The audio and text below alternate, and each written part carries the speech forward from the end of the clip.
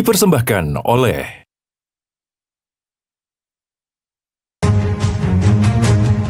Indonesia terus bergerak maju. Di tengah pertumbuhan ekonomi dan kebutuhan energi yang semakin besar, ketahanan energi menjadi fondasi penting bagi masa depan bangsa. Ketahanan energi berarti memastikan seluruh masyarakat memiliki akses energi yang andal, terjangkau, dan berkelanjutan. Energi yang kuat akan mendukung produktivitas, investasi, dan kesejahteraan masyarakat. Untuk menjawab tantangan masa depan, Indonesia mempercepat transisi menuju energi berkelanjutan. Pemanfaatan energi surya, air, angin, panas bumi, serta pengembangan kendaraan listrik menjadi langkah nyata mengurangi emisi dan menjaga lingkungan. Melalui inovasi, kolaborasi, dan investasi hijau, Indonesia membangun sistem energi yang lebih bersih, tangguh, dan siap menghadapi perubahan global. Ketahanan energi dan transisi energi berkelanjutan adalah perjalanan bersama untuk Indonesia yang lebih mandiri, lebih hijau, dan lebih sejahtera. Energi untuk hari ini dan generasi masa depan. Ketahanan energi, akselerasi transisi energi berkelanjutan untuk Indonesia maju. Nabila Takia, wow luar biasa. Terima kasih. Tentunya nanti masih ada singelong together bareng kan? Bener banget. Tapi Nabila, kalau aku boleh curhat, setiap kali aku dengar lagu ini kayak ada sesuatu perasaan yang gak bisa dideskripsikan. Kamu setuju gak sih? Setuju banget, karena menurut aku Jogja ini salah satu kota yang sangat indah. Dan warga-warganya juga ramah sekali. Cantik-cantik, ganteng-ganteng juga. Dan aku selalu suka sama bakpianya di sini. Oh betul banget. Ya udah kalau gitu terima kasih Nabila. Terima kasih. Sampai ketemu nanti ya. Oke. Gimana? Masih mau nambah? Sabar dong. Tapi sebelumnya teman-teman semangatnya nggak luntur kan? Coba mau denger tepuk tangan yang meriah kalau masih semangat mana? So, welcome back di Indonesia Punya Kamu. Tentunya teman-teman yang pastinya masih semangat menjelang sore hari ini. Tapi sebelumnya Sheila mau menyapa dulu tamu VIP yang terhormat. Bapak Muhammad Soleh, GM PLN Puslitbang. Dr. Desiro Satya Widya Yuda, anggota pemangku kepentingan DEN. Dr. Ahmad Agus Setiawan, akademisi dan energy expert. Dan tentunya teman-teman yang masih semangat stay di sini nanti jangan sampai kelewatan ya, karena talk show connecting generation yang luar biasa nanti akan membawa insight baru buat kita untuk masa depan kita tentunya. Nah, sebelum kita masuk ke talk show yang seru abis, kayaknya nih gimana kalau kita ketawa bareng? Tadi udah nyanyi bareng, sekarang kita ketawa bareng gimana? Kita dihibur dulu nih sama stand up comedy, siap? Please welcome Cuy.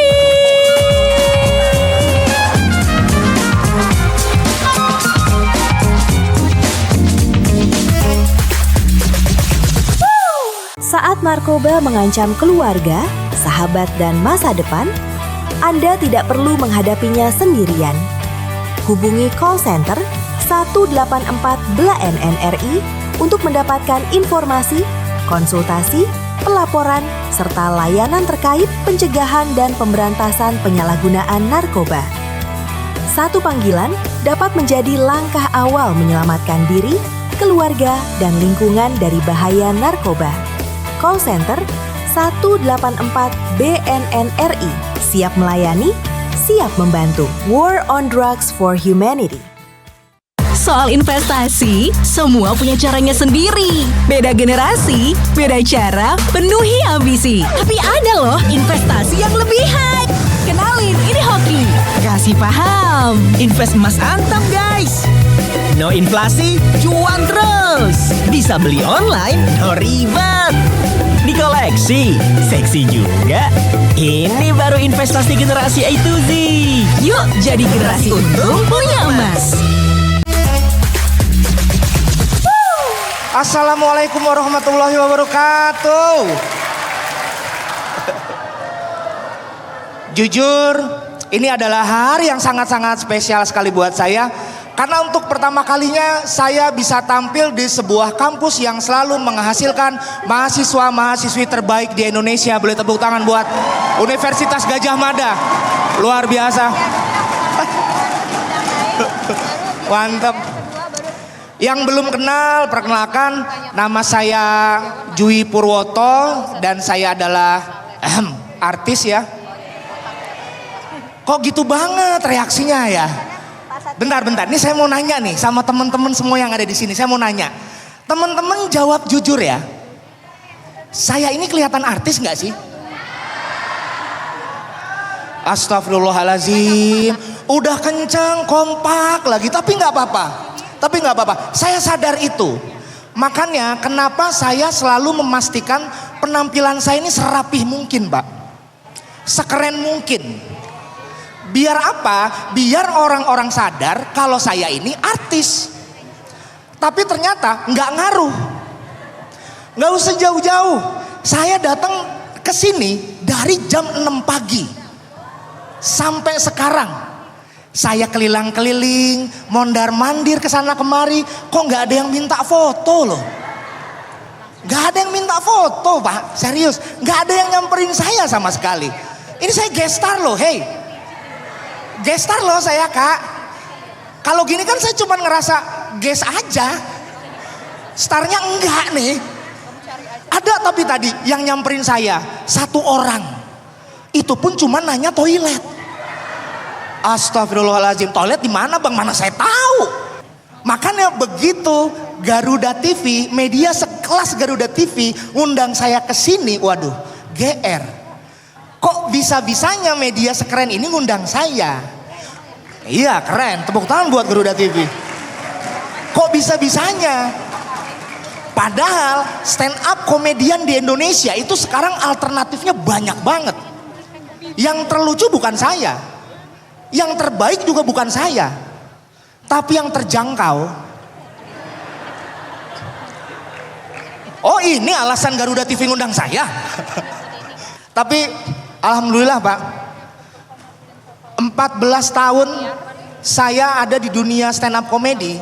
Saya paling males kalau dimirip-miripin sama beberapa artis yang menurut saya nggak ada mirip-miripnya loh. Ah itu, paling sering, ih mirip Sule. Emang iya ya? Serius? Ada yang bilang, dulu saya ada yang bilang mirip kayak Budi Handuk. Sule, saya nggak terima loh. Rizky Febian iya boleh. Saya nggak terima loh. 14 tahun saya jadi stand up komedian. Alhamdulillah, hidup harus kita syukuri.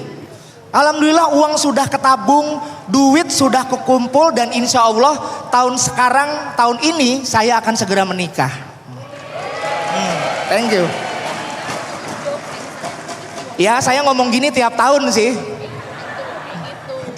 Tapi alhamdulillah tahun 2020 akhirnya saya menikah. 2020. Dan lumayan saya pacaran sama pacar saya itu. Sekarang jadi istri saya itu udah 10 tahun. 10 tahun kita bersama. Dan saya punya tanggal jadian yang sangat unik.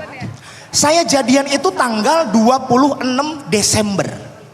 Anda tahu itu hari apa? Ah yaitu hari terjadinya tsunami Aceh. Jadi ketika tsunami Aceh meletus, saya jadian waktu itu. Dan kalau istri saya ingat-ingat tentang hal itu, waduh itu bawaannya sewot banget. Sayang, kamu kenapa sih nembak aku tanggal 26 Desember? Loh emangnya kenapa? Kenapa? Itu kan hari terjadinya tsunami. Emangnya kamu tahu tsunami apa? Ya tahulah. Nah, cintaku sedahsyat itu. Itu maksudnya. Biasalah. Kenapa sih cewek kalau digombalin suka so sweet? Ya udah, stok gombal saya banyak. Saya gombalin. Sayang, aku boleh ngelihat telapak tangan kamu nggak? Oh boleh. Kalau telapak kaki, loh kok telapak kaki sih? Enggak. Aku cuman pengen lihat bentuk surga buat anak-anak kita nanti. Wah, so sweet, ya kan? So sweet. Jadi gini teman-teman, cinta itu seperti pipis di kolam renang. Wujudnya nggak kelihatan, tapi hangatnya terasa. Itu tuh. Biasa Pak, muka kalau pas-pasan kalimat harus mematikan ya kan. Kalimat harus mematikan. Karena zaman sekarang wanita itu lebih menyukai laki-laki yang lucu ketimbang laki-laki yang miskin. Fakta itu. Mohon maaf Bapak, baju ungu siapa namanya? Pak Andre. Udah Andre. Udah Andre mah beda sama saya. Udah Andre mah gak usah ngomong aja. Dia lewat depan perempuan, cewek-cewek udah penasaran kan. Itu siapa ya? Coba saya lewat, itu apaan ya? Apaan loh? Makanya kadang-kadang nih ya, ini mohon maaf nih, saya tuh benci sama hari Jumat. Bukan karena harinya, tapi di zaman sekarang masih banyak cewek-cewek atau ibu-ibu yang suka bikin status di WhatsApp atau di Facebook. Hei cowok-cowok, sholat Jumat dulu Gi biar ganteng. Mohon maaf nih, saya sholat Jumat loh. Dari kecil. Apakah ngaruh? Enggak. Enggak ngaruh. Sholat Jumat itu bukan buat ganteng, tapi biar soleh. Lagi-lagi statement sholat Jumat biar ganteng itu hanya relevan buat Pak Andre. Buat orang ganteng relevan. Pak Andre pulang sholat Jumat, ketemu cewek-cewek diomongin. Oh pantesan ganteng, dia rajin sholat Jumat. Coba saya lewat, pulang sholat Jumat, ketemu cewek-cewek diomongin juga. Oh paling salah kiblat. Saya Jui Viruto, terima kasih Garuda TV. Terima kasih. Tepuk tangan lagi dong buat Jui. Udah menghibur kita semuanya ya. Oke, tepuk tangan dong yang masih semangat. Indonesia punya kamu seru gak sih? Seru ya, habis ini gak kalah seru lagi. Nah tentunya sebagai generasi muda penerus bangsa, kita adalah calon-calon pemimpin masa depan. Perlu banget kita belajar sesuatu yang insightful. Perlu banget kita belajar sesuatu yang baru, yang memang bermanfaat untuk kedepannya, untuk hidup kita gitu ya. Nah habis ini pastinya kita bakal ngobrol dan kita juga bakal denger nih ada insight-insight yang luar biasa di sesi Connecting Generation. Yang mana nih kalau bilang kita kan Gen Z, siapa yang merasa Gen Z? Terus pembicara-pembicara kita semuanya millennials nih atau baby boomers nih. Kira-kira relate nggak ya teman-teman? Relate nggak? Nah makanya kalau gitu langsung aja kita bakal ikuti sesi yang luar biasa kali ini. Bagaimana sih peran perguruan tinggi, industri, pemerintah dan generasi muda dalam memperkuat ketahanan energi serta mendukung percepatan transisi energi yang berkelanjutan di Indonesia. Langsung aja gak usah berlama-lama untuk memimpin diskusi panel kita hari ini. Kita panggil lagi yuk Kak Tisa Noveni.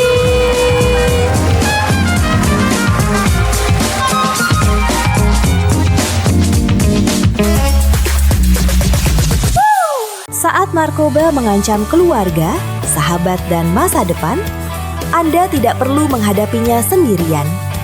Hubungi call center 184 BLA NRI untuk mendapatkan informasi, konsultasi, pelaporan, serta layanan terkait pencegahan dan pemberantasan penyalahgunaan narkoba. Satu panggilan dapat menjadi langkah awal menyelamatkan diri, keluarga, dan lingkungan dari bahaya narkoba. Call Center 184 BNNRI, siap melayani, siap membantu. War on Drugs for Humanity. Papua bukan hanya tentang kekayaan alam, tapi juga tentang jutaan harapan yang tumbuh di tanahnya. Kita senang terima mereka, kehadiran mereka di sini. Di sini malah TNI itu baik dengan masyarakat. Tentang masyarakat yang menjaga tradisi dan membangun masa depan. Bagaimana memastikan pembangunan berjalan seiring dengan kesejahteraan rakyat Papua. Saksikan Indonesia Bergerak, Jumat 19 Juni pukul 8 malam, hanya di Garuda TV. Soal investasi, semua punya caranya sendiri. Beda generasi, beda cara, penuhi ambisi. Tapi ada loh investasi yang lebih high. Kenalin, ini Hoki. Kasih paham. Invest emas antam guys. No inflasi, cuan terus. Bisa beli online, no ribet. Di koleksi, seksi juga. Ini baru investasi generasi A to Z. Yuk jadi generasi untung punya emas. Masih semangat ya teman-teman ya. Suara di tribun kanan, boleh dengar suaranya? Di tengah, boleh dengar suaranya lagi? Oke. Nah, tadi sudah disampaikan sama Kak Sheila, kita akan membahas mengenai tema yang sangat penting, yaitu peran perguruan tinggi dalam mendukung ketahanan dan transisi energi nasional. Jadi teman-teman yang Gen Z, bersama saya yang millennials ini, dan juga nanti bersama dengan sejumlah narasumber akan berbincang mengenai ketahanan energi kita. Karena apa? Di kondisi sekarang ini kita tidak hanya bisa bergantung pada sumber energi saja, bukan lagi sumber energi fosil. Karena dari waktu ke waktu itu stoknya semakin terbatas di muka bumi ini. Apalagi ada kondisi geopolitik, kondisi kebutuhan masyarakat yang semakin meningkat. Tentu butuh solusi-solusi lain yang sangat penting. Di sini ada sejumlah narasumber yang akan kita gali lebih dalam lagi bagaimana kebijakan-kebijakan, upaya-upaya yang sudah dilakukan, baik itu dari PLN, dari Dewan Energi, dan juga tentunya dari akademisi. Untuk itu, langsung saja saya undang Dewan Energi Nasional. Dalam hal ini adalah Bapak Satya Widya Yuda. Beliau merupakan anggota pemangku kepentingan Dewan Energi Nasional. Apa kabar Pak Satya? Terima kasih sudah hadir, silakan di tengah Bapak. Dan berikutnya kita undang General Manager PLN Puslitbang Bapak Muhammad Saleh. Apa kabar Pak Muhammad Saleh? Silakan duduk. Dan kita undang akademisi dan pakar energi dari Universitas Gadjah Mada, Dr. Ahmad Agus Setiawan. Apa kabar Bapak? Nah, pertama mungkin saya ingin menuju ke Pak Satya Yuda terlebih dahulu dari DEN. Nah, dari DEN sendiri kalau kita lihat seperti apa sih mungkin upaya yang sudah dilakukan saat ini melihat kondisi sumber energi semakin terbatas, kebutuhan meningkat, kondisi geopolitik juga membuat energi harganya semakin mahal. Apa hal yang sudah dilakukan oleh DEN untuk memastikan ketahanan energi ini berjalan lancar dan sustain ke depannya? Ya, kalau kita berbicara ketahanan energi itu kira-kira ekuivalen dengan energy security. Kalau ketahanan energi itu yang penting ada ketersediaan supply. Jadi ada availability, itu paling penting. Karena jangan sampai ini confuse dengan swasembada energi. Lantas yang kedua, ada infrastruktur yang mengantar sampai kepada pengguna energi. Itu namanya accessibility. Ya. Dan yang paling penting adalah bahwa energi itu harus affordable. Energi itu harus masyarakat banyak mampu membeli. Nah, di sini letaknya peranan daripada negara ada, ya. Maka kenapa kalau beberapa waktu yang lalu kita katakan ada dua komoditas yang hari ini tidak naik, yaitu solar dan pertalite. Karena ini subsidi supaya apa? Masyarakatnya affordable. Kalau pertamax tax dan yang lebih tinggi lagi dari itu, silahkan aja karena itu mengikuti mekanisme pasar. Nah, yang terakhir ya, cara kita menghitung ketahanan energi adalah it has to be acceptable ya by the environment. Jadi environmentally friendly. Itu yang menjadi menjadi kunci. Nah, ini kita hitung setiap tahun.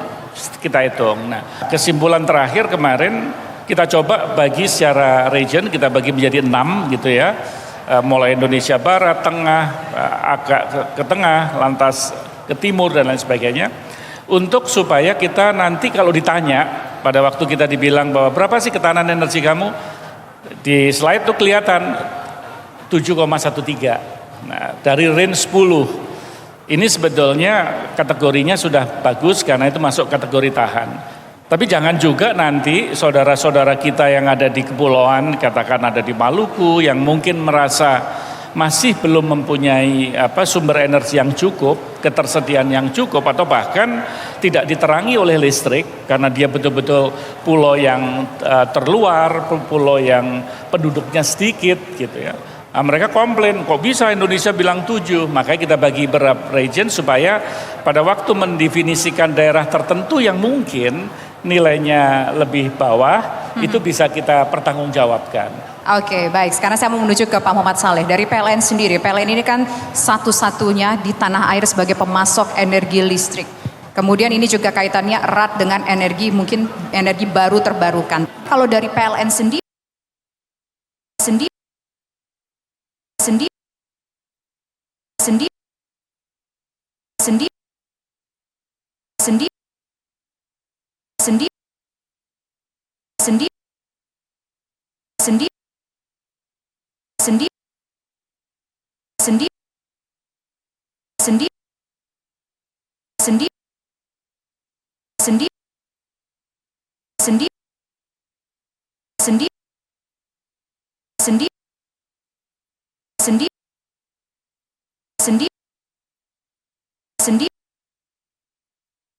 Fight setiap hari Minggu pukul 8 pagi.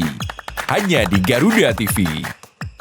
Soal investasi, semua punya caranya sendiri. Beda generasi, beda cara, penuhi ambisi. Tapi ada loh investasi yang lebih hype. Kenalin, ini Hoki. Kasih paham. Invest emas antam guys. No inflasi, cuan terus. Bisa beli online, no ribet. Di koleksi, seksi juga. Ini baru investasi generasi A to Z. Yuk jadi generasi untung punya emas. Peristiwa apa saja yang menjadi sorotan di tanah air dan mancanegara? Saya Tisano Feni, inilah laporan 8 update. Kita lihat nanti ya diumumkannya sebagai apa. Memang sudah ada pembicaraan sudah ada. Bersama fakta yang aktual, menghadirkan informasi terkini untuk Anda. Laporan 8 update setiap hari pukul 3 sore, hanya di Garuda TV. Kolaborasi teknologi canggih dari darat, laut, hingga udara di medan pertahanan negeri. Inggris memiliki Queen Elizabeth Class, kapal hidup dengan bobot sekitar 65.000 ton yang mampu membawa puluhan jet tempur. Semua terangkum dalam informasi dunia militer di garda terdepan.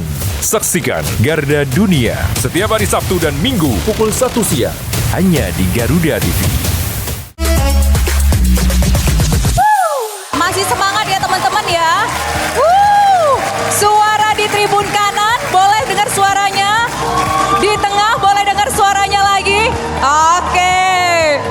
Nah, tadi sudah disampaikan sama Kak Sheila, kita akan membahas mengenai tema yang sangat penting, yaitu peran perguruan tinggi dalam mendukung ketahanan dan transisi energi nasional. Jadi teman-teman yang Gen Z, bersama saya yang millennials ini, dan juga nanti bersama dengan sejumlah narasumber akan berbincang mengenai ketahanan energi kita. Karena apa? Di kondisi sekarang ini kita tidak hanya bisa bergantung pada sumber energi saja, bukan lagi sumber energi fosil, karena dari waktu ke waktu itu stoknya semakin terbatas di muka bumi ini. Apalagi ada kondisi geopolitik, kondisi kebutuhan masyarakat yang semakin meningkat. Tentu butuh solusi-solusi lain yang sangat penting. Di sini ada sejumlah narasumber yang akan kita gali lebih dalam lagi bagaimana kebijakan-kebijakan, upaya-upaya yang sudah dilakukan, baik itu dari PLN, dari Dewan Energi, dan juga tentunya dari akademisi. Untuk itu, langsung saja saya undang Dewan Energi Nasional. Dalam hal ini adalah Bapak Satya Widya Yuda. Beliau merupakan anggota pemangku kepentingan Dewan Energi Nasional. Apa kabar Pak Satya? Terima kasih sudah hadir, silakan di tengah Bapak. Dan berikutnya kita undang General Manager PLN Puslitbang Bapak Muhammad Saleh. Apa kabar Pak Muhammad Saleh? Silakan duduk. Dan kita undang akademisi dan pakar energi dari Universitas Gadjah Mada, Dr. Ahmad Agus Setiawan. Apa kabar Bapak? Nah, pertama mungkin saya ingin menuju ke Pak Satya Yuda terlebih dahulu dari DEN. Nah, dari DEN sendiri kalau kita lihat seperti apa sih mungkin upaya yang sudah dilakukan saat ini melihat kondisi sumber energi semakin terbatas, kebutuhan meningkat, kondisi geopolitik juga membuat energi harganya semakin mahal. Apa hal yang sudah dilakukan oleh DEN untuk memastikan ketahanan energi ini berjalan lancar dan sustain ke depannya? Ya, kalau kita berbicara ketahanan energi itu kira-kira ekuivalen dengan energy security. Kalau ketahanan energi itu yang penting ada ketersediaan supply. Jadi ada availability, itu paling penting. Karena jangan sampai ini confuse dengan swasembada energi. Lantas yang kedua, ada infrastruktur yang mengantar sampai kepada pengguna energi. Itu namanya accessibility. Ya. Dan yang paling penting adalah bahwa energi itu harus affordable. Energi itu harus masyarakat banyak mampu membeli. Nah, di sini letaknya peranan daripada negara ada, ya. Maka kenapa kalau beberapa waktu yang lalu kita katakan ada dua komoditas yang hari ini tidak naik, yaitu solar dan pertalite. Karena ini subsidi supaya apa? Masyarakatnya affordable.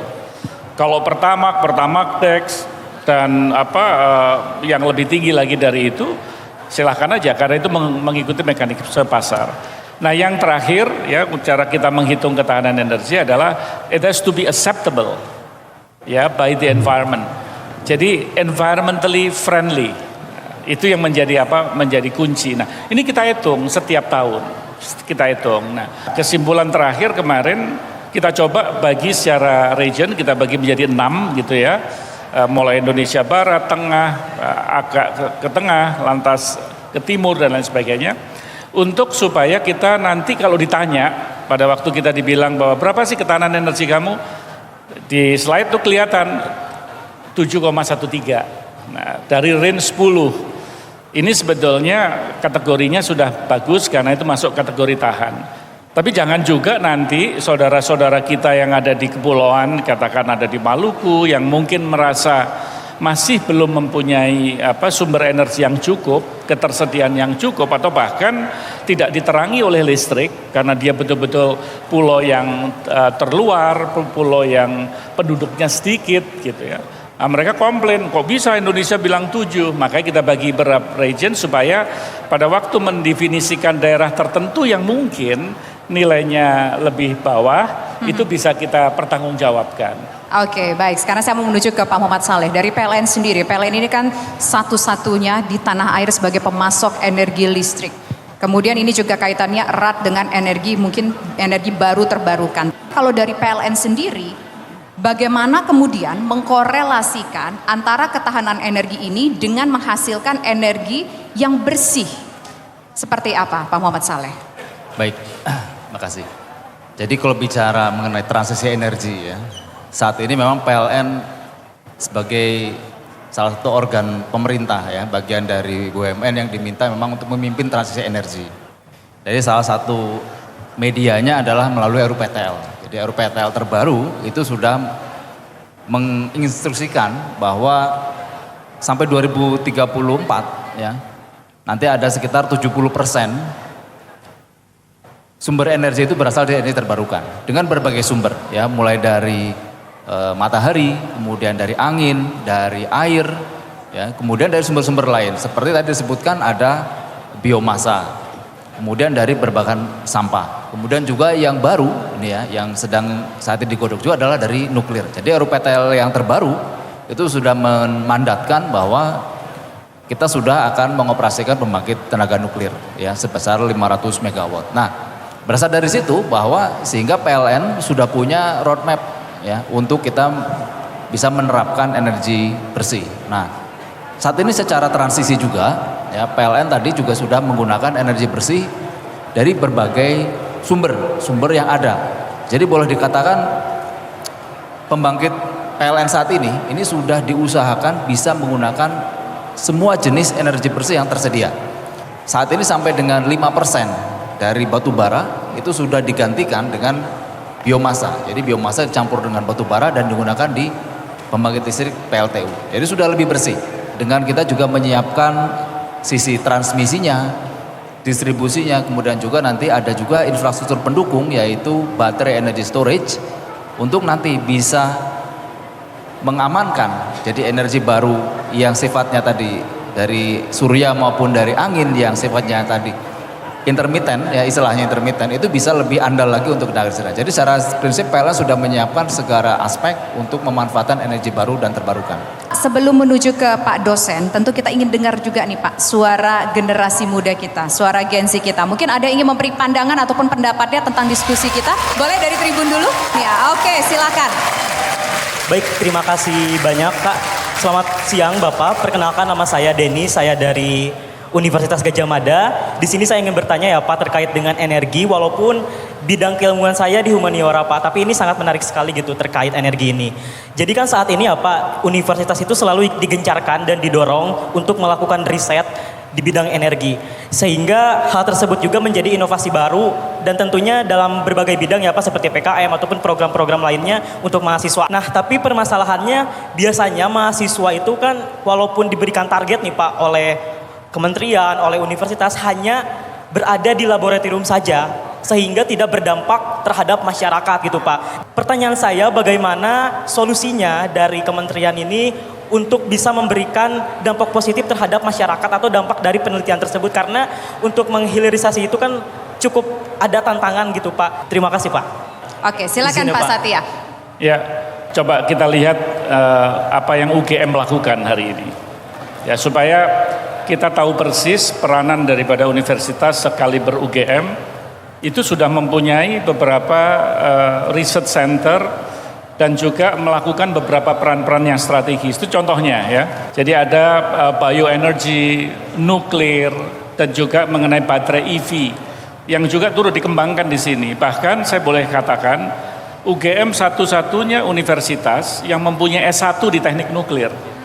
Kita harus akui, kita harus bangga ya.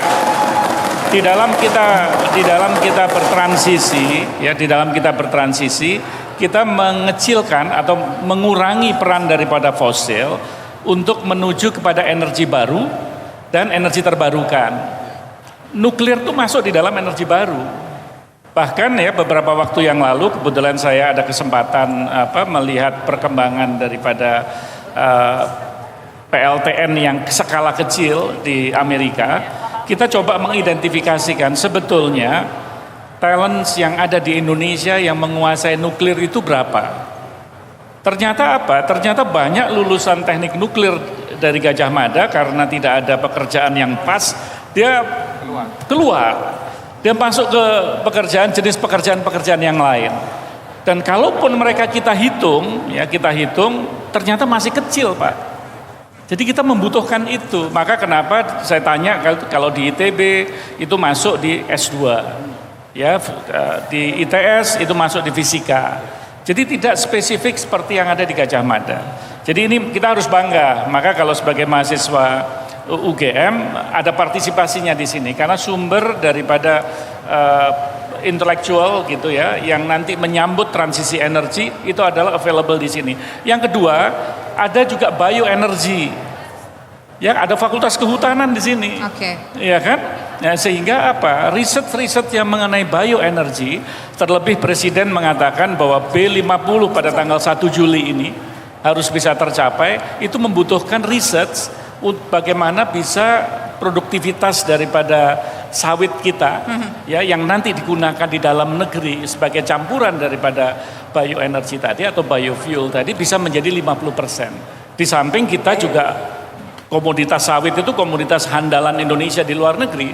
Bagaimana kalau produktivitas itu kita tingkatkan, domestik bisa kita penuhi, ekspor pun juga bisa. Jadi kita dapat dua nih. Oke. Nah itu Gadjah Mada juga punya. Kita dengar dulu bagaimana tanggapan kamu. Baik Bapak, saya izin menanggapi kembali ya Pak. Tadi kan Bapak menyampaikan bahwa jangan pesimis ya Pak untuk mahasiswa. Tapi ternyata Pak di Indonesia itu untuk lapangan pekerjaan, Bapak tadi mention terhadap jurusan nuklir ya Pak di UGM. Nah di Indonesia sendiri kan Pak untuk dari lulusan untuk dari jurusan tersebut itu masih terasa susah gitu Pak untuk di bidang pekerjaannya. Bahkan saya melihat mereka lebih banyak untuk berkarir di luar negeri.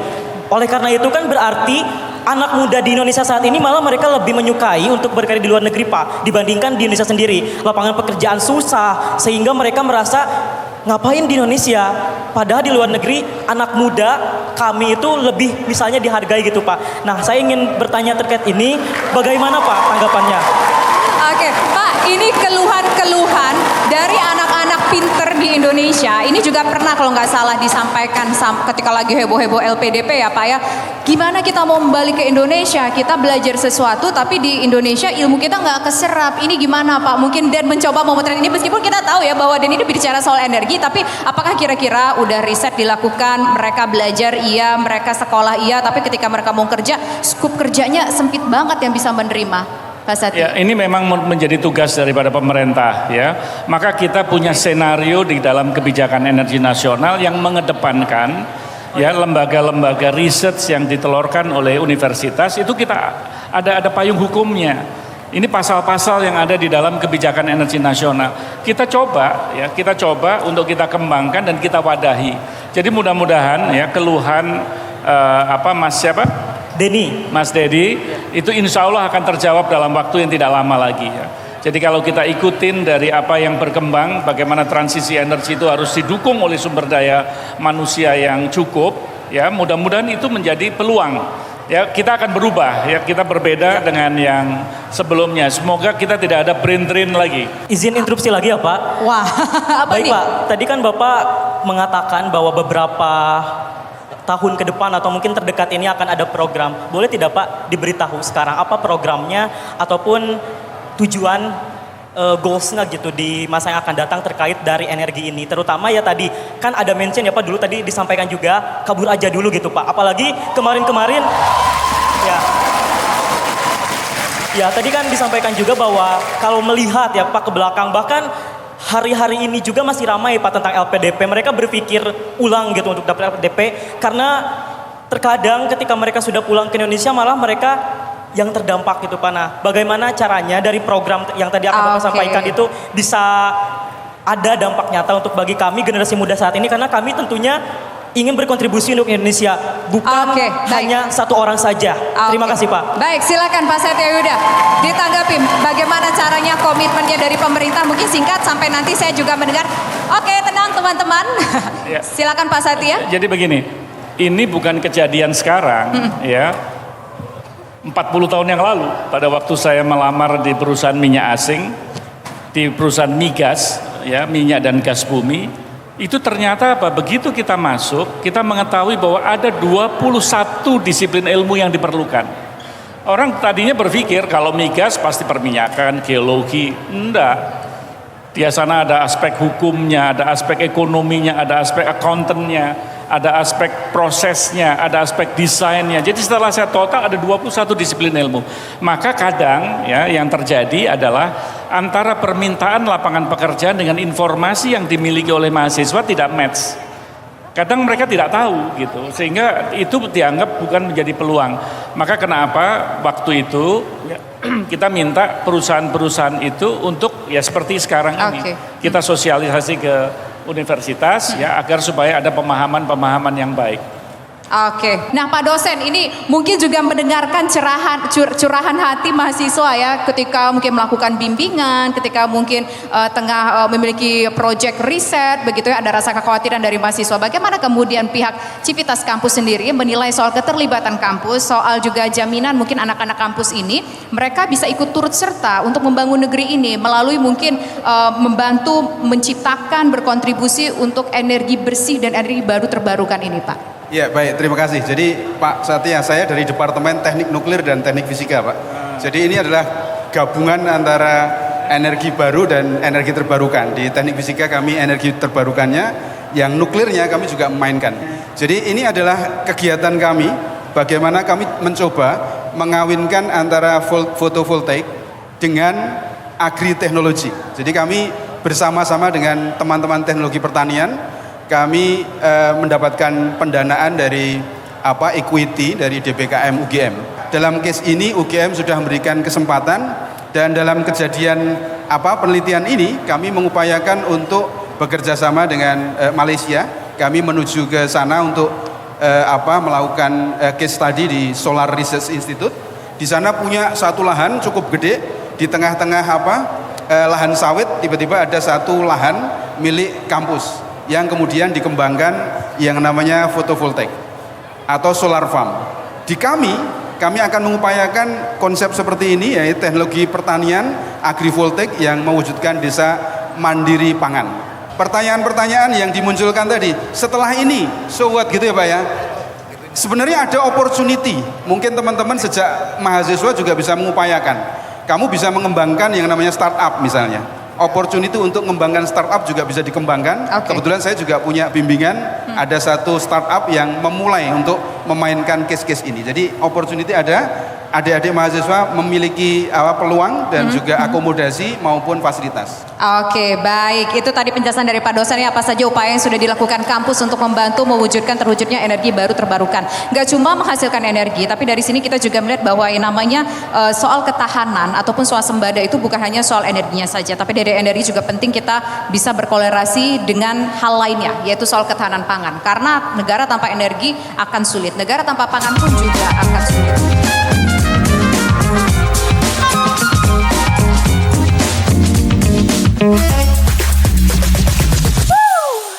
Soal investasi, semua punya caranya sendiri. Beda generasi, beda cara, penuhi ambisi. Tapi ada loh investasi yang lebih high.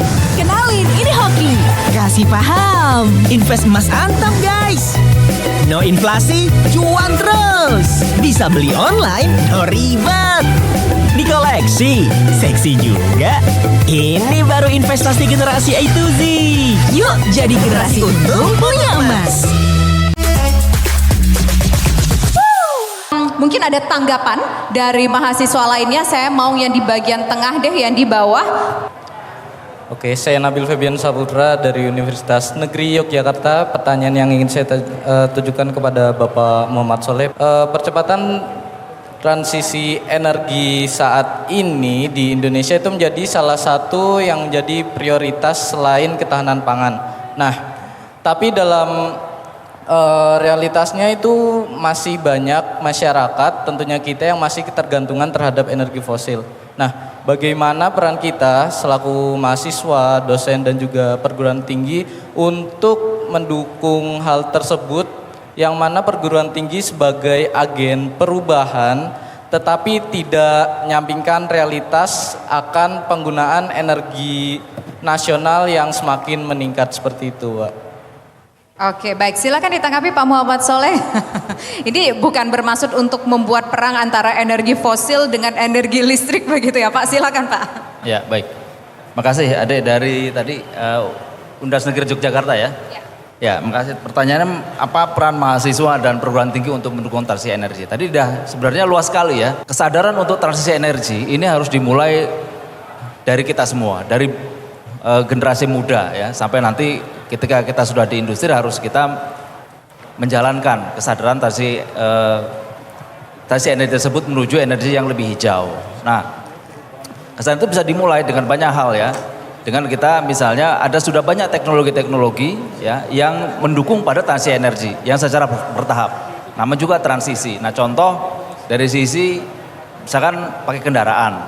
Kendaraan sudah banyak opsi-opsi ya, pilihan saat ini penggunaan kendaraan yang non fosil sudah ada. Kendaraan listrik ini bukan bermaksud promosi juga ya, bahwa kendaraan listrik sudah sangat luas. Itu menjadi pilihan buat kita. Kemudian dari sisi bahan bakarnya sendiri. Untuk saat ini untuk diesel sudah ada opsi penggunaan bahan bakar biodiesel. Tadi B50 saat ini sedang didorong untuk semakin ditingkatkan.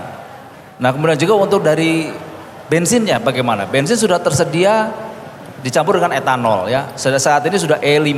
Nah, kemudian juga listrik. Nah, dari listrik karena saya dari PLN, maka listrik ini secara bertahap ya harus kita tingkatkan rasio energi baru terbarukannya. Nah, saat ini memang sedang didorong, kita sudah ada banyak program-program untuk membangun solar PV ya, baik itu yang di darat maupun yang di permukaan air atau istilahnya floating solar ya.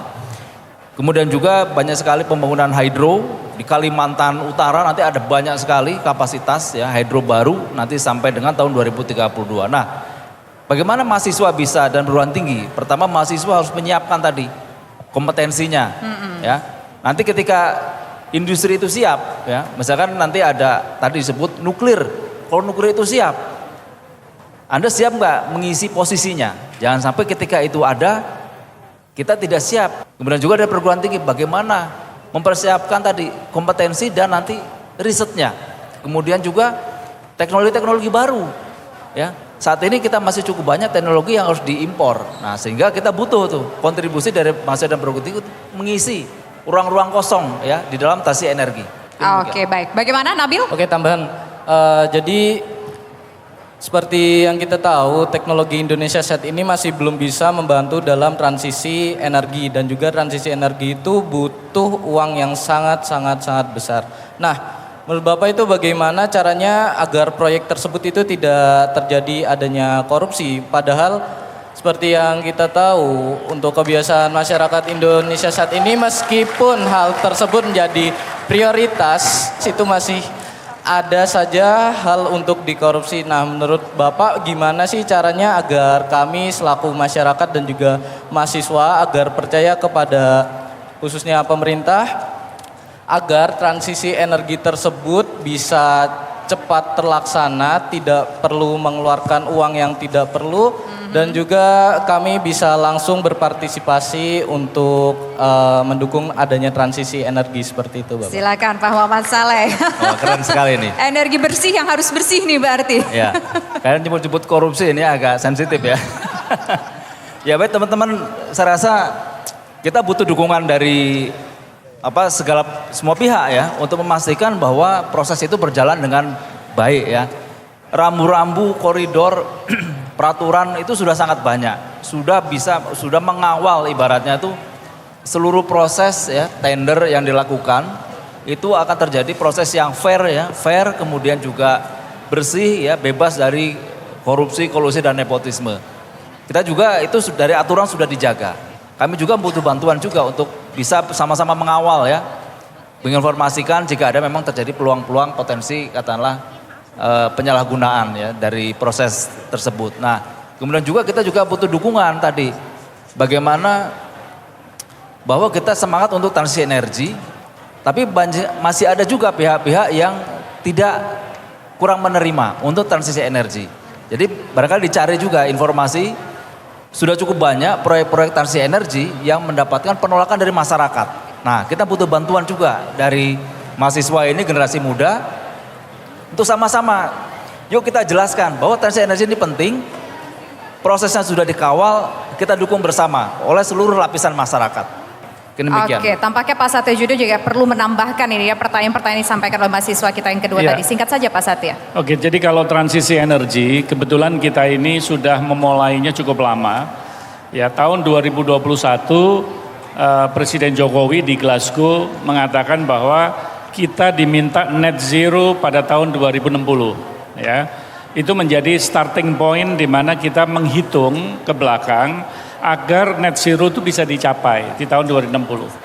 Di dalam pernyataannya kita elaborasi karena kita mempunyai namanya Nationally Determined Contribution, NDC, yang kita submit kepada UNFCCC yaitu setiap tahun mengenai janji kita. Nah, kita bilang bahwasanya cara bertransisi kita yang baik untuk menuju ke net zero itu apabila di sektor energi dia lebih bersih, ya, dia lebih bersih dan sedikit demi sedikit meninggalkan fosil. Maka apa jawaban kita dengan senario itu?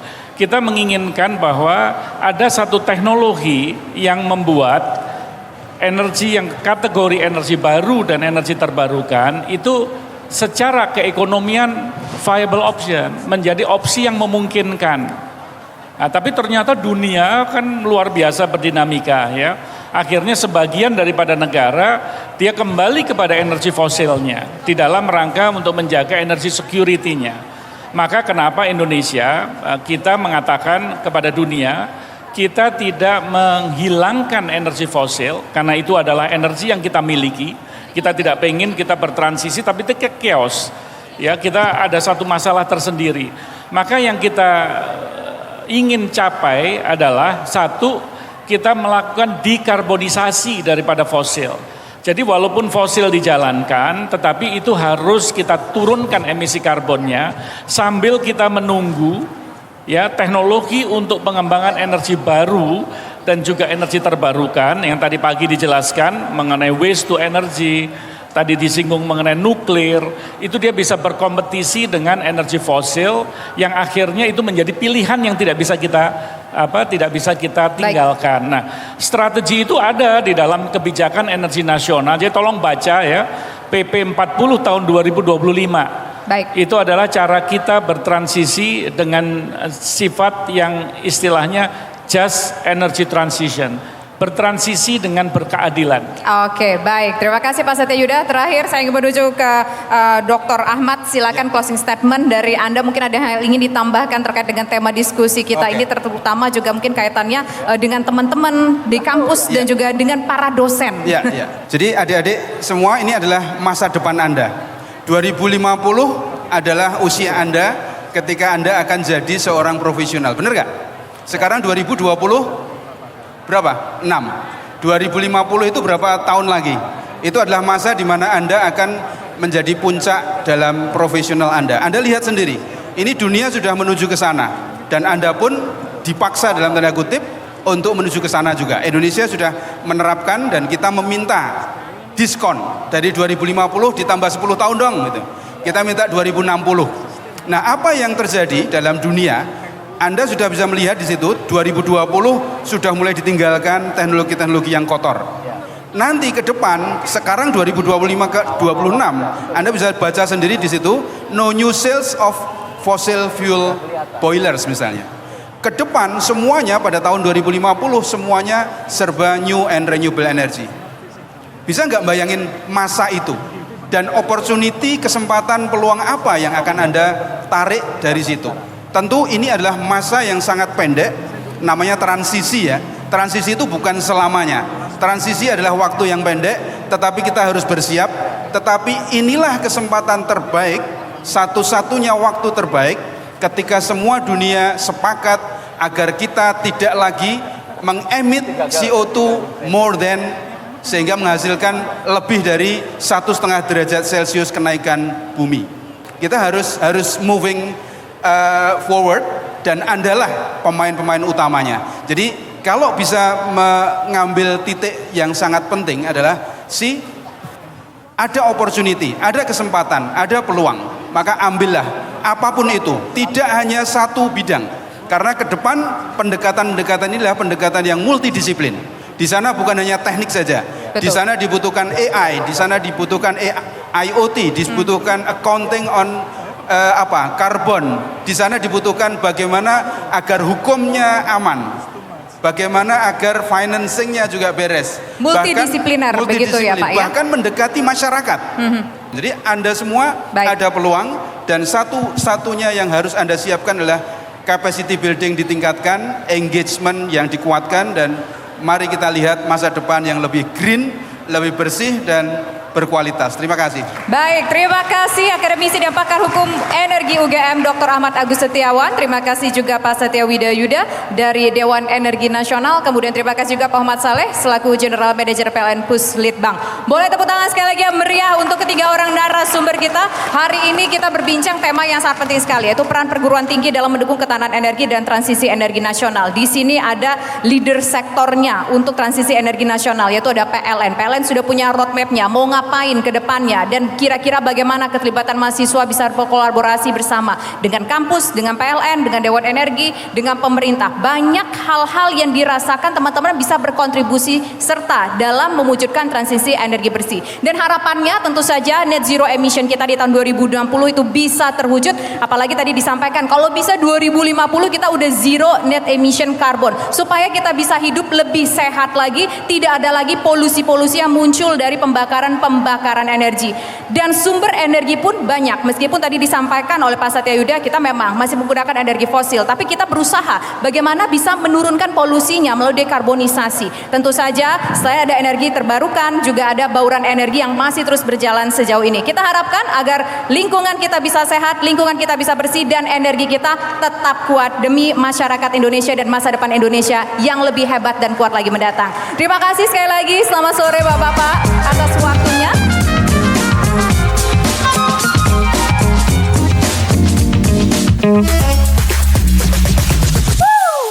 Soal Soal investasi, semua punya caranya sendiri. Beda generasi, beda cara, penuhi ambisi. Tapi ada loh investasi yang lebih high. Kenalin, ini Hoki. Kasih paham. Invest emas antam guys. No inflasi, cuan terus. Bisa beli online, no ribet. Di koleksi, seksi juga. Ini baru investasi generasi A to Z. Yuk jadi generasi untung punya emas. Ngomongin soal Anchor Hunt, 3 peserta yang terakhir ini Kak ya, ini kayaknya kandidat yang bikin bingung gak sih? Semuanya 3-3 bagus ya? Bener banget. Judges kita sudah lengkap ya. Sudah lengkap. Jadi nanti kita akan role play ya Kak ya. Kita pengen diwawancarain ya Kak ya. Karena kita kerjanya wawancara Gantian terus. dong. Gantian. Kalau selama ini seharian tadi Tisa wawancara orang, kali ini kamu ditanya ya. Saya tuh excited banget Kak kalau ditanyain orang. Karena sering banget ngayal-ngayal gini. Capek ya wawancarain orang mulu kadang-kadang. Saya juga pengen dong diwawancarai jadi narsum sekali-sekali. Nanti ada masanya Kak gantian. Ada masanya. Oke, kita bahas apa sih bedanya tantangan pada saat semifinal dan final kali ini. Kalau semifinal, para peserta bebas menentukan tema sendiri. Kalau ini sama Kak Sila diundi. Berarti kita sama-sama deg-degan dong. Mereka akan dapat soal apa ya? Ada beberapa soal yang sudah kami ramu di sana. Dapat Oke. yang mana nanti ya? Kalau gitu Dapat langsung yang aja mana ya? kita panggil ya 3 pesertanya. Boleh, Sheila. Boleh. Langsung aja silakan judges untuk duduk di singgasana. Kita undang, ini dia top 3 Anchor Hunt. Kita persilakan Sofia Hadilah, Yunia Raihanisa, dan Muhammad Hafiz.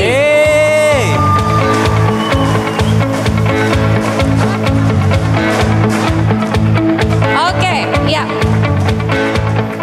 Seperti tadi yang sudah dikasih tahu sama judges, Kak Jemi dan Kak Tisa, ini ada fishbowl.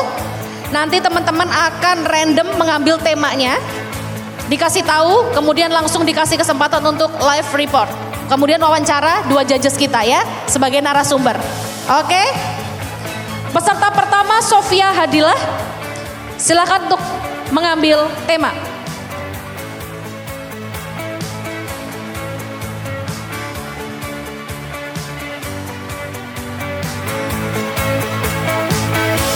Sofia Hadilah, temanya adalah Hari Ulang Tahun Yogyakarta.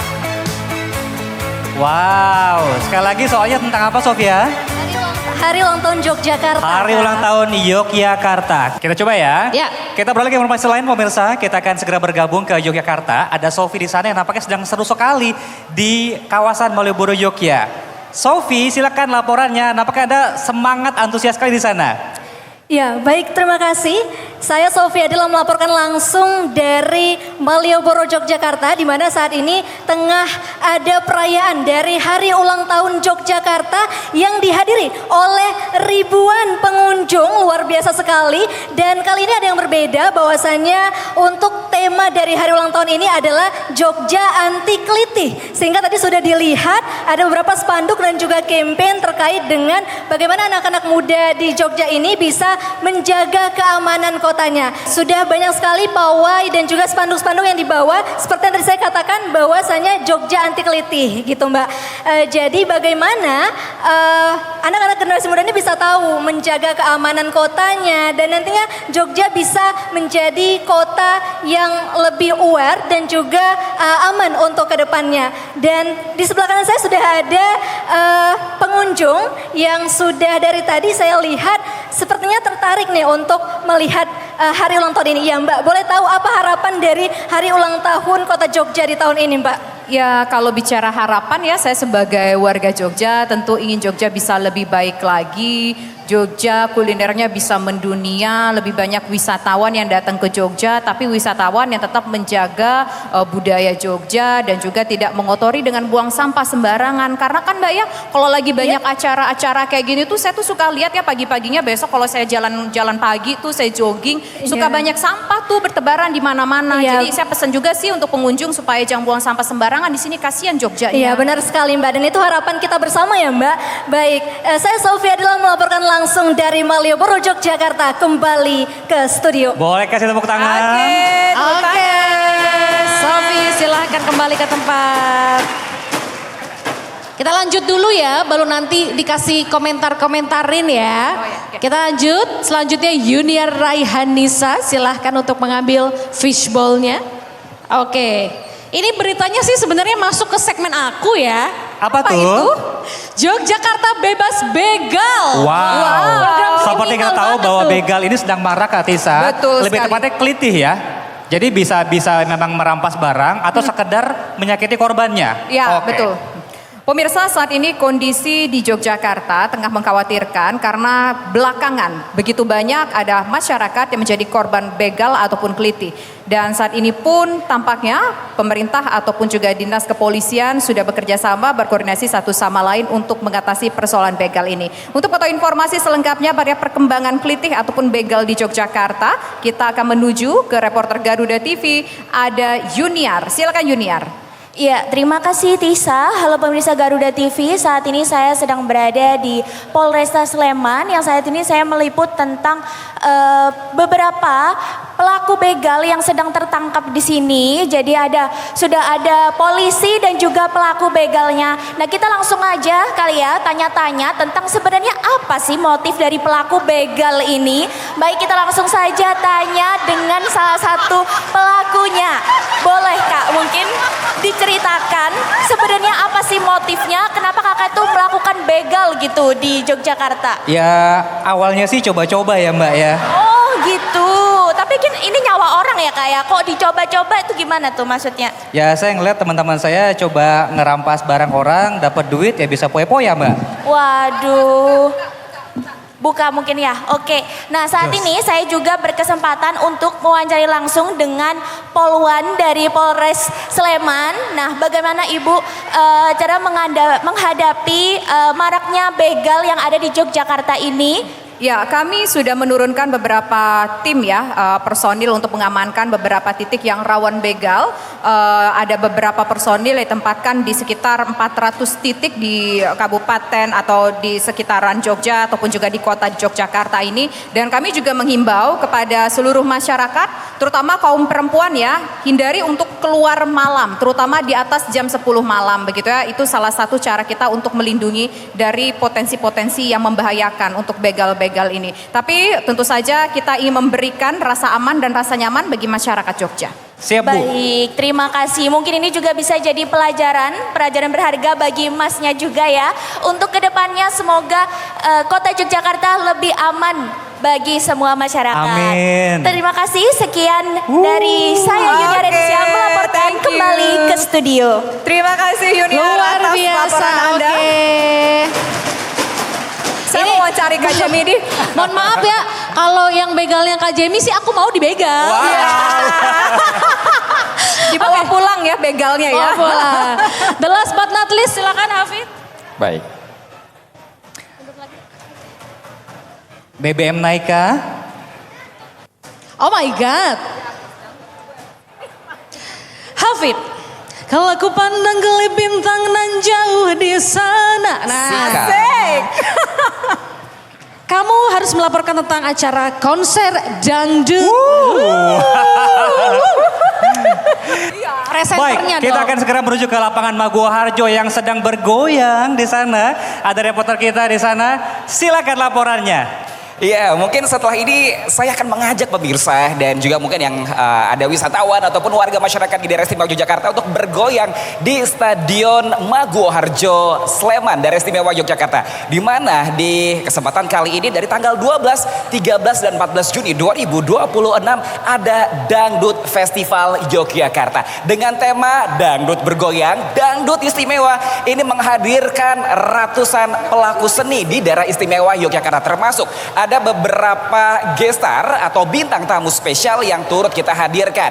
Ada Mae Soimah, ada NDX, ada Darboy juga yang ini turut memeriahkan Dangdut Istimewa Bergoyang di Stadion Maguwo Harjo Yogyakarta. Selanjutnya saya ingin langsung bertanya seperti itu dengan salah satu pengisi untuk di kesempatan kali ini. Ada Mae Soimah, apa kabar Mae? Yogyakarta bergoyang seperti itu.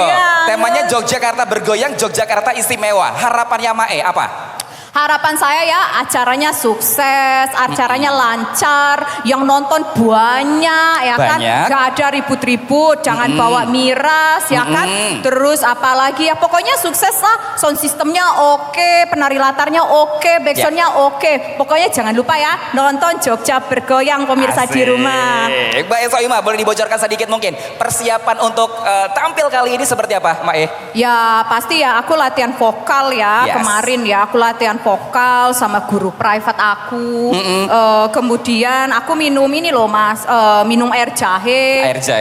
Ngemil-ngemil kencur ya kan biar suaranya apik, lancar gitu ya untuk menghibur warga Jogja. Baik Mae Soimah, nanti kita tunggu penampilan istimewa Mae Soimah di Dangdut Bergoyang. Sekali lagi kami mengajak untuk pemirsa baik itu di daerah istimewa Yogyakarta ataupun sekitarnya untuk datang langsung ke Maguwoharjo, daerah istimewa Yogyakarta. Demikian kita kembali ke studio Jamie. Habis waktunya. Tepat ya. Keren banget. Tadi tuh langsung udah bisa ini ya, imajinasi ya Kak Jem pengen goyang ya Kak Jem ya. Oke, silakan maju ke tengah. Oke. Boleh dong dikasih komentar ya, kita pengen tahu dari peserta pertama, kedua, ketiga dikasih komentar dikit sama judges kita. Pengen balikin ke audiensi, kira-kira yang paling mengilhami sedang ada di lokasi yang mana? Di tempat kantor polisi saat penggerbekan begal, apakah di Stadion Maguwoharjo, apakah sedang di Malioboro? Malioboro. Pertama dari Polres Sleman. Mana pendukungnya buat Polresta Sleman? 24.721. Oke. Pendukungnya untuk Malioboro. Dan terakhir pendukung untuk di Stadion Maguwoharjo, mana suaranya? Oke, judges sudah siap untuk meeting, untuk menentukan siapakah pemenangnya? Nah ini semakin sulit Kak Jamie, mungkin kita bisa ke belakang panggung dulu. Dikasih waktu berapa lama nih Kak Sheila kita? 2,5 menit aja ya. 2,5 menit, oke. Ayo kita berlari, Oke. Tepuk tangan untuk 3 finalis Anchor Hunt Top 3. Nanti kita akan tunggu pengumumannya setelah yang satu ini karena di sini kita ada game seru-seruan.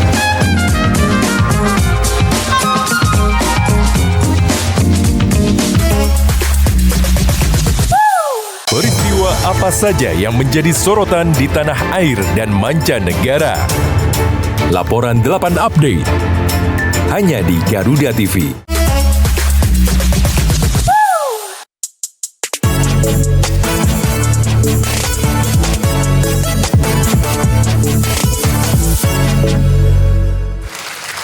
Dari tadi dari pojok kanan, kiri, atas, bawah semuanya sudah heboh. Sheila mau lihat sih teman-teman supporternya ini ya, yang pada keren-keren udah ready to fight. Kita mau cari dulu ya, yel-yelnya bergantian. Coba kasih yang paling seru untuk battle yel-yel ya. Coba yel-yelnya mana dari UAD? Oke, siap semua teman-teman?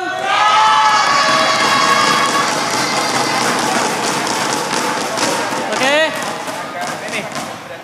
We are UAD. UAD kasih wow-nya dong. Dikasih W, kasih O, kasih W. Wow, keren. UAD keren. Wow, keren. UAD keren.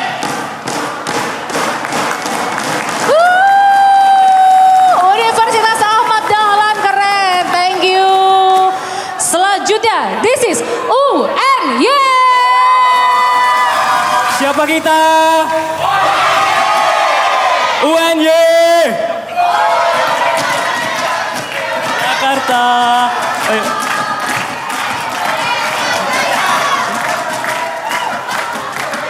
Mahasiswa Indonesia. Strategis.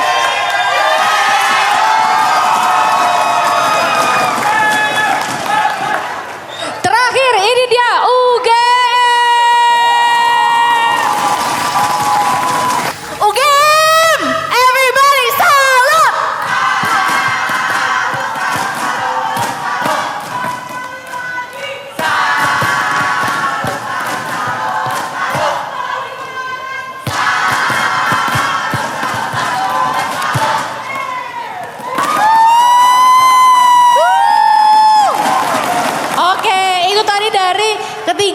supporter. Sekarang kalau dari penonton, tepuk tangannya mana penonton? Yang udah siap bakal menyaksikan battle nih ya. Wow, University Class. Tentunya kita punya perwakilan dari 3 kampus ya. Langsung saja kalau gitu kita akan kenalan sama para pesertanya yang udah ready, yang udah prepare, udah kece-kece banget timnya. Tapi tenang, jangan terlalu galak. Di sini kita have fun. So, sudah siap untuk bertanding semuanya?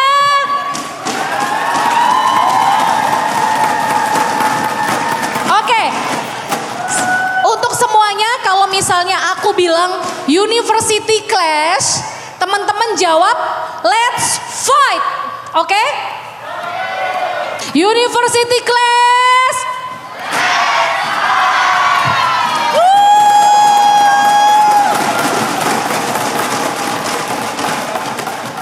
So, langsung aja kita akan lihat peserta pertama dari Universitas Negeri Yogyakarta.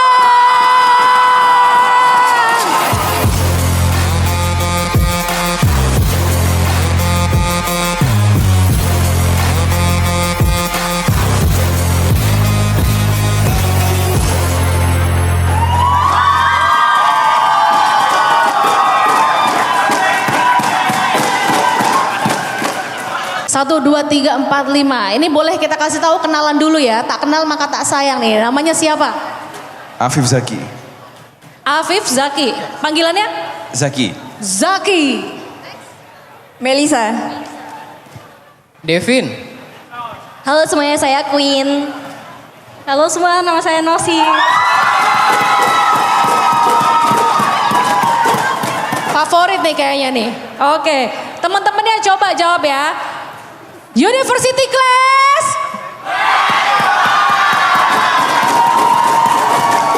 Kalian semangat ya, dari Universitas Negeri Yogyakarta yang membawa warna biru navy. Siap bertanding Zaki? Siap. Alright. Oke, kita persilakan. Lanjut.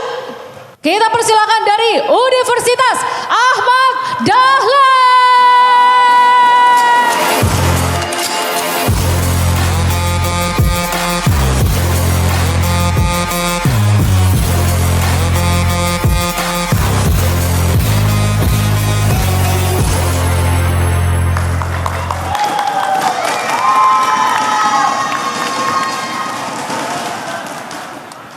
Warna orange. Perkenalan dulu. Perkenalkan, nama saya Alrisno. Hai semuanya. Oke, lanjut. Halo, kenalin nama aku Sania. Hai. Halo semua, kenalin nama aku Aufa. Oke, Aufa. Halo semua, nama aku Wiga.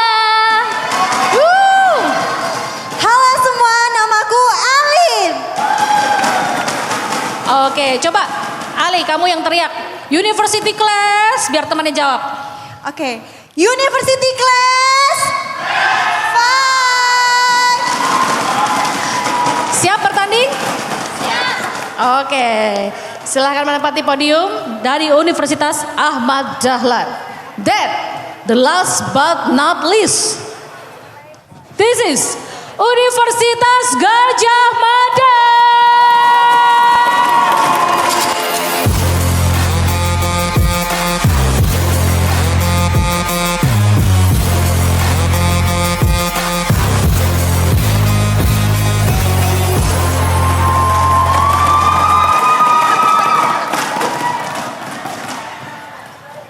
Oke, silahkan kasih tahu dulu namanya siapa. Oke, halo semuanya, perkenalkan namaku Syarif. Halo semuanya, kenalin nama aku Rosita. Halo semuanya, perkenalkan nama aku Melatian. Halo semuanya, perkenalkan nama aku Orva. Oke, halo, selamat sore Jogja dan UGM. Perkenalkan, nama aku Denny. Terima kasih. Oke Denny, teriak dong University Class ke teman-temannya. Oke teman-teman, University Class. Oke, terima kasih. Oke. Silakan menempati tempat dari UGM. Sekarang semuanya ya, untuk teman-teman yang ada di sini, University Class. Mana tepuk tangannya?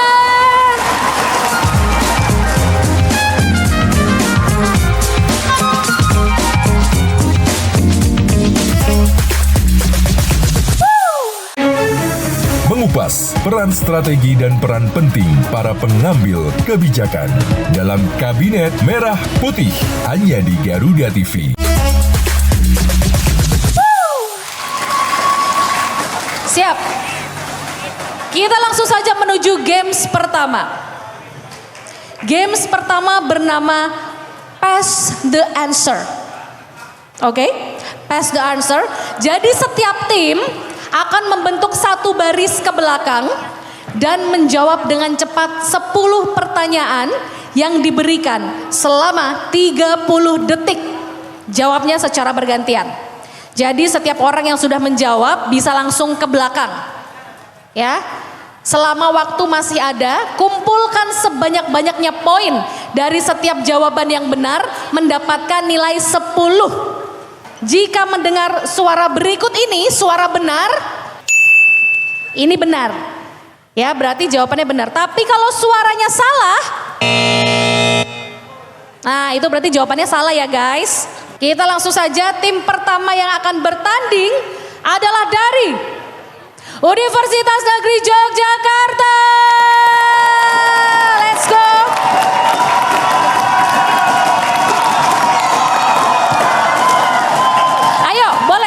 Berbaris teman-teman, siapa yang nomor 1? Ingat ya, waktu cuma 30 detik. Siap? Pertanyaan pertama untuk Universitas Negeri Yogyakarta. Sebutkan ibu kota Indonesia. Ibu kota Indonesia. Bali. Nama gunung berapi tertinggi di Indonesia. Jayawijaya. Makanan khas Yogyakarta yang terbuat dari nangka muda. Gudeg. Planet Mars dikenal sebagai planet merah. Merah. Yang kencang. Merah. Betul. Waktu udah habis. Oke. Thank you, terima kasih UNY.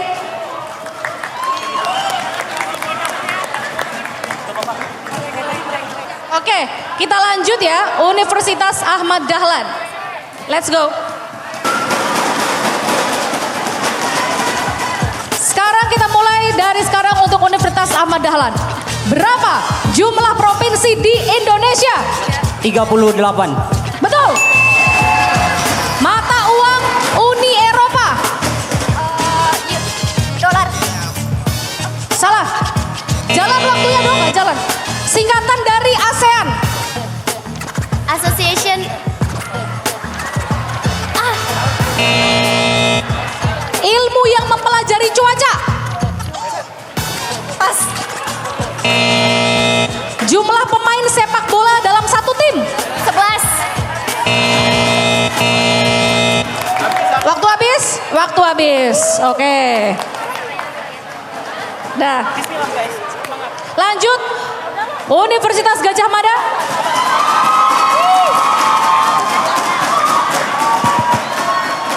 Kita mulai untuk Universitas Gajah Mada. And here we go. Satelit alami bumi. Bulan. Benua terbesar di dunia. Asia. Ibu kota Vietnam. Hanoi. Piala Dunia diadakan berapa tahun sekali? 5. Singkatan dari AI. Artificial intelligence. Artificial intelligence. Habis. Oke. Parah ya. Yang depan ini tinggi banget mikrofonnya, dia sampai susah loh ngomong. Artificial intelligence. Oke, good job. Thank you teman-teman. Tepuk tangannya dong, mana semangatnya?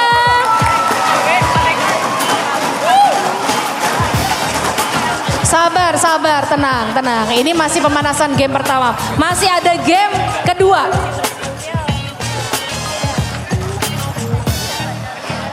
Kita akan langsung masuk ke games kedua. Game kedua ini adalah Spell with Style.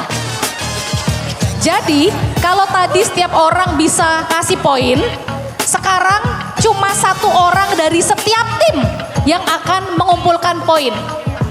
Tapi bukan berarti temen satu tim gak ngapa-ngapain ya. Tenang, karena justru yang lainnya akan berperan ngasih clue. Nah, ini yang menarik nih teman-teman. Clue yang diberikan dengan cara diperagakan sesuai namanya. So, spell it with your style. Gitu-gitu ya, oke. Oke, aku akan kasih satu kata yang berisi 4 huruf. Jadi masing-masing 4 orang ngasih clue harus memperagakan huruf tersebut tanpa bersuara.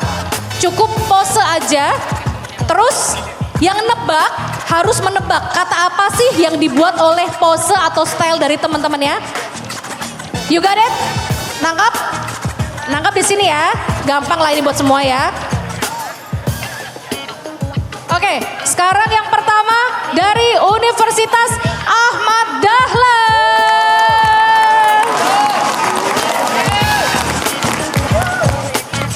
Siapa yang jadi pemberi clue? Siapa yang mau menjawab? Paling depan, sini. Oke. Madep penonton dong. Nah, silakan geser ke sini dulu. Sini dekat aku sini. Oke.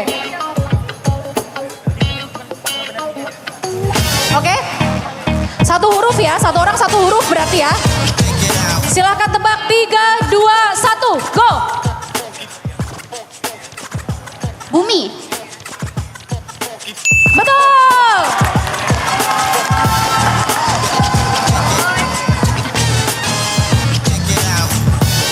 Yuk, 3, 2, 1 gerak.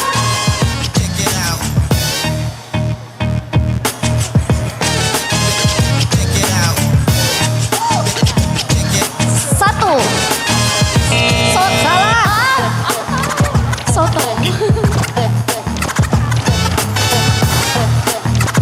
3, 2, 1, let's go.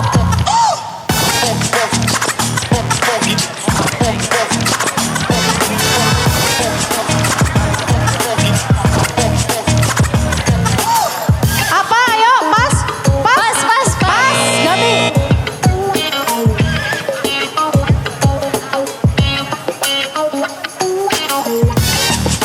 1, 2, 3, let's go.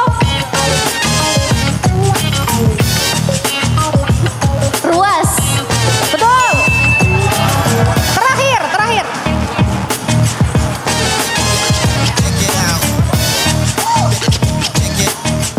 3, 2, 1. Roti. Betul. Oke. Boleh lah ya. Lanjut. Wade, thank you. Semangat ya dong, Wade. Lanjut. Kita ke UGM.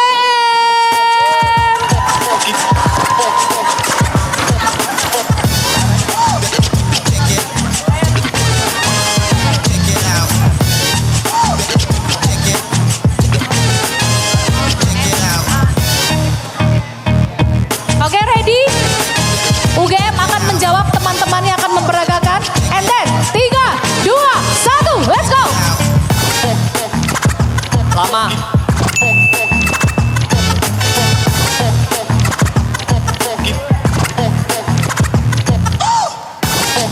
Tiga, 2, 1, let's go. Serata.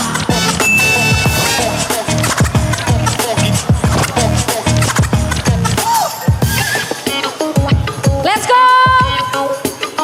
Cuci.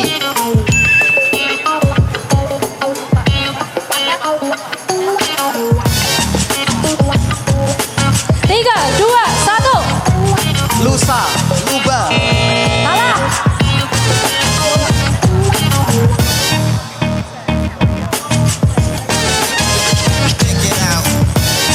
Tiga, 2, 1. Balok. Salah. Bola.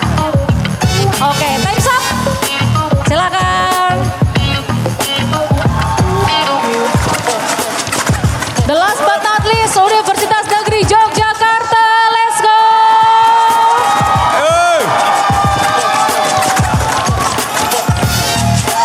Semangat ya, kamu yang menebak ya. Oke.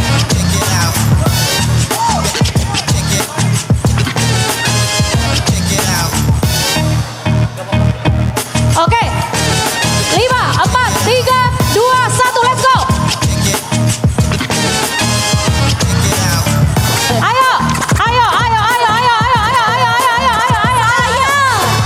Betul ya tadi ya, oke.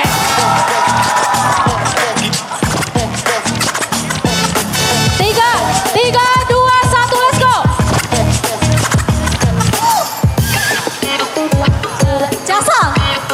Betul.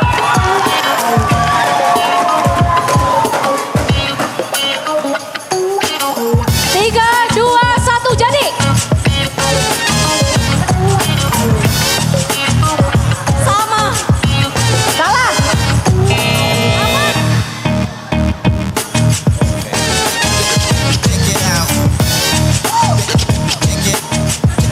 Tiga, 2, 1. Pola. Oke.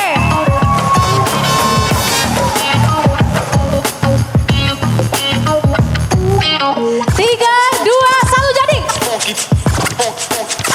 Sapa. Oke, thank you. Silakan kembali. Oke, kita update skor dulu ya. Kira-kira skornya berapa nih teman-teman?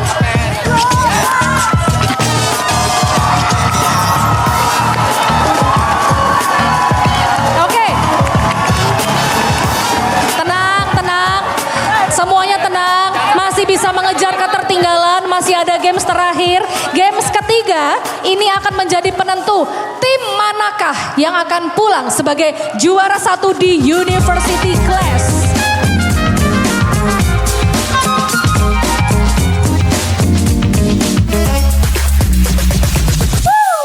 Semua terangkum dalam informasi dunia militer di garda terdepan. Saksikan Garda Dunia hanya di Garuda TV. Dan games ketiga ini bernama Hin and Han. Di games terakhir ini sistemnya rebutan. Akan ada kotak-kotak kosong di LED belakang dan satu huruf sebagai clue. Nanti aku akan kasih pertanyaan dan kalian jawabnya rebutan, mencet bel. Ya. Ketika aku persilahkan menjawab, baru jawab. Jawaban dianggap gagal ketika tim menjawab sebelum dipersilahkan sama MC, oke? This is Hin and Han. Clue-nya, organ tubuh yang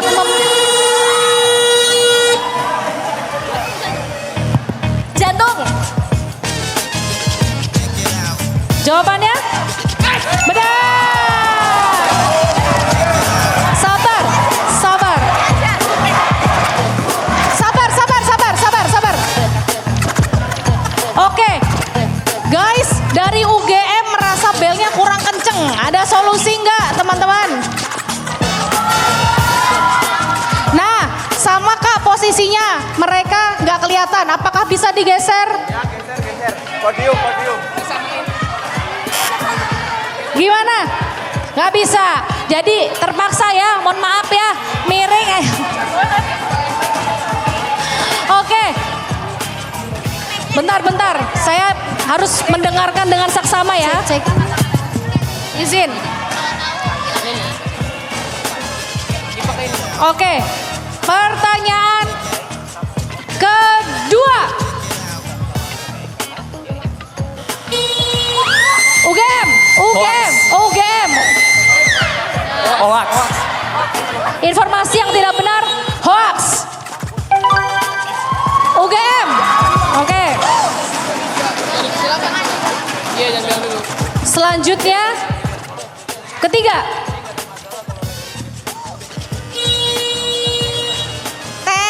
Tet bunyi siapa tet tadi? UGM. Menyebabkan panas bumi terpangkat di atmosfer. Apa? Pemanasan global. Salah. Rumah kaca. Wade mau jawab? Salah. Wende. Rumah kaca. Gimana pertanyaan gugur? UNY.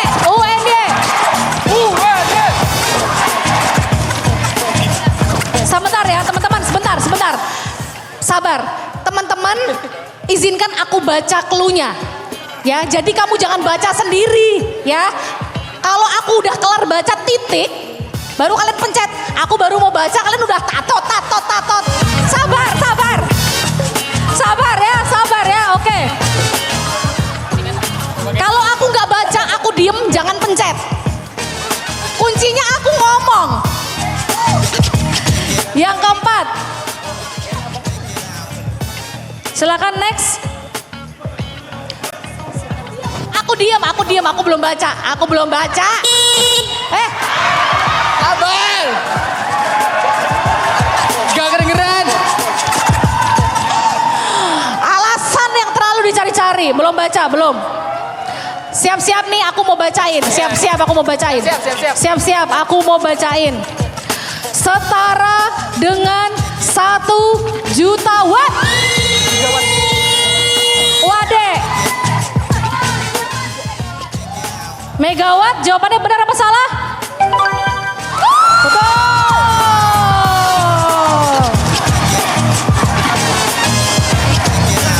Kita lanjut. Yang kelima. Lapisan atmosfer belum. Lapisan atmosfer tempat terjadinya cuaca. UGM. Troposfer. Oke. Troposfer. Selanjutnya kita ke 6 ya, nomor 6. Aplikasi yang digunakan untuk mengelola referensi penelitian. Blender. Mendeley. Apa? Mendeley. Mendeley, oke, Wade benar. Nah, kita jawabnya yang penting jawab. Kita lanjut yang nomor 7 sekarang. Ibu kota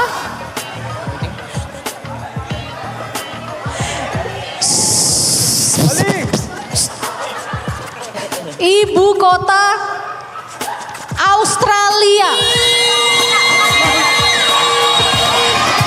UGM, oke, UGM katanya, UGM. Canberra. Wah. Nah, angkat tangan yang di depan yang melihat nih ada Pak Upe, Kak Jemi dan Kak Tisa ya. Coba yang angkat tangan 1 orang aja. Ya, perwakilan 1 orang. 3 pertanyaan terakhir. Beribu-ribu pasang mata menyaksikan. Kota, tempat konferensi Asia Afrika pada tahun belum. Pada tahun 1955.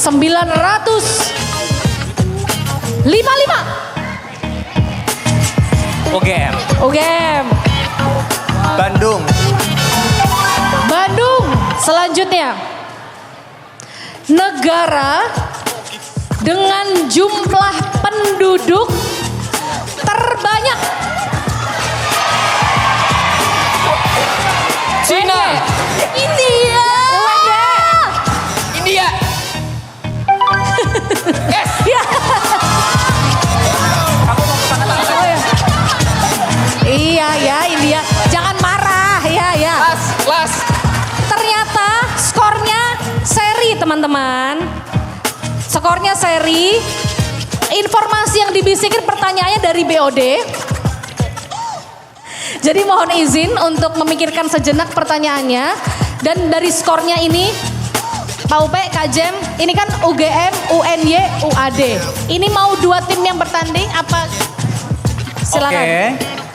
Kita Capek sudah banget. memutuskan 1 pertanyaan baru. Pertanyaannya akan dibacakan oleh Direktur Operasional Garuda TV, Mas Upe. Silakan Mas Upe. Oke, buat UGM sama UNY. Berarti hanya untuk UGM dan UNY ya, Pak Upe ya? Oke. Garuda TV tahun ini berulang tahun yang keberapa? UGM? 79. Berapa? 79. Bukan. Salah. UNY? Iya UNY. 3. Benar MJ. UNY.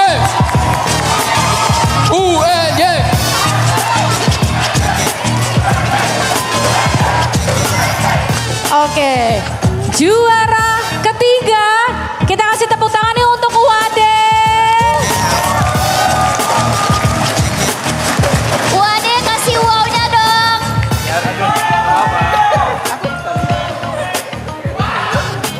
Oke, juara kedua UGM.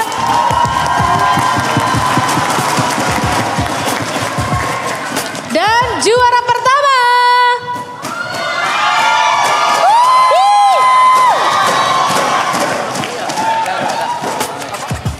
University Class cabang Yogyakarta telah usai. Jadi semuanya keren, seru, pastinya membanggakan. Kalian semua keren-keren, pinter-pinter, hebat-hebat. Yang penting ojo baper-baper ya guys ya. Seru-seruan aja, oke.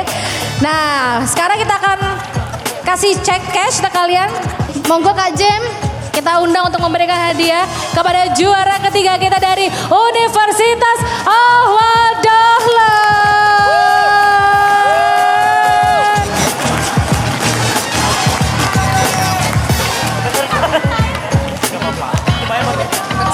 Ini dia juara ketiga University Class Universitas Ahmad Dahlan. 3, 2, 1, oke.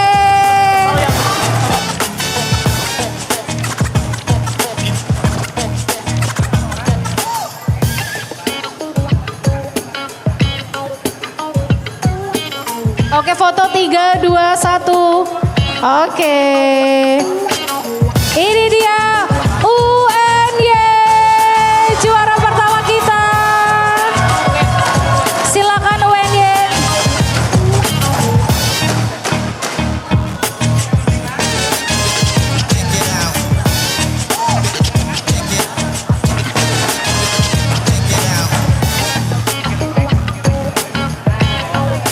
Ya. 3, 2, 1, oke.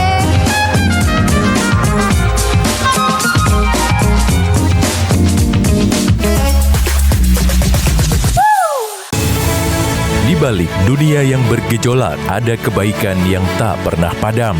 Saksikan Orang Baik hanya di Garuda TV.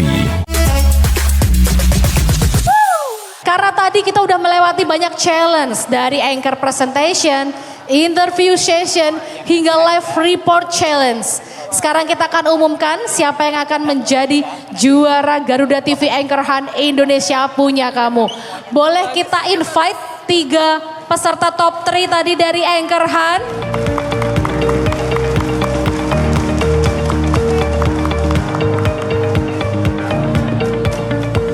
Kita akan segera mencari tahu. Juara ketiga, dia adalah gadis girly berbaju pink.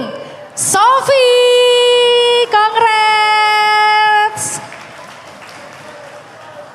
Selanjutnya, juara kedua. Jeng jeng jeng jeng. Yang tadi membawakan berita.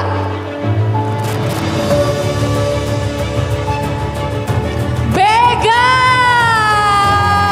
Dan tentunya juara satu kita adalah si Dangdut alias Hafi. Oke. Mohon izin untuk memberikan penghargaan dan hadiah kepada juara ketiga. Kepada IP kita, Mas Radit. Monggo Mas Radit. Juara ketiga akan diberikan oleh Mas Radityo.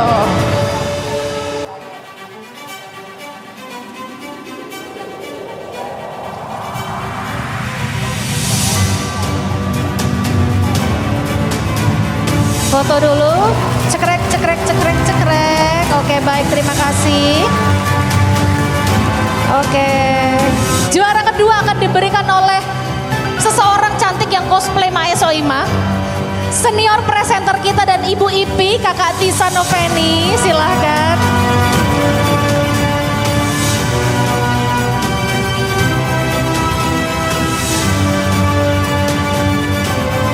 Foto dulu. 3, 2, 1. Cekrek, cekrek, cekrek. Oke, dan juara pertama akan diberikan oleh news anchor senior saya dan juga Bapak VP, Bapak Jemi Darusman. Silahkan Kak Jem. Memberikan kepada Hafid juara pertama dari news anchor Han Garuda TV. Setelah itu kita akan berfoto bersama. Oke. 1, 2, 3. Alright. Wah, seru banget ya teman-teman ya. Semua udah kita lalui bareng-bareng seharian ini. Banyak banget insight-insight yang kita dapat. Banyak banget yang kita dengerin bermanfaat untuk kita. Gamesnya juga seru. Agak sedikit bersih tegang tapi itulah hiburannya ya. Selalu ada aja serunya.